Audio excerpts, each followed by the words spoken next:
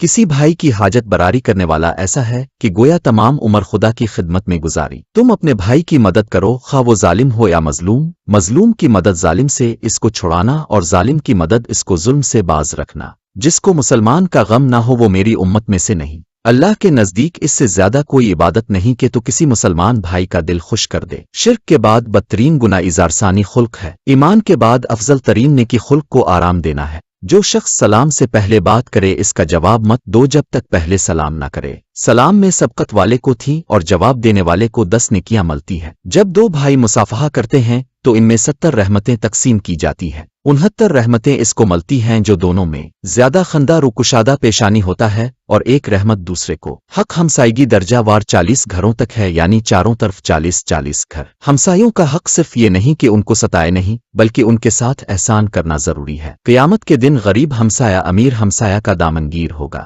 احوال پرسی کرنا اور پھر غم خواری نہ کرنا منافقت کی دلیل ہے۔ کافر ہمسایہ کا ایک حصہ حق ہے، مسلمان ہمسایہ کا 2 چند اور رشتہ دار کا ہمسایہ کا سے چند۔ جو خدا تعالیٰ اور قیامت پر ایمان رکھتا ہے اسے کہہ دو کہ پڑوسی کا اکرام کرے۔ جس نے پڑوسی کے کتے کو مارا اس نے پڑوسی کو ایذا دی۔ پڑوسی کو ستانے والا دوزخی ہے، اگرچہ تمام رات عبادت کرے اور تمام دن روزہ دار رہے۔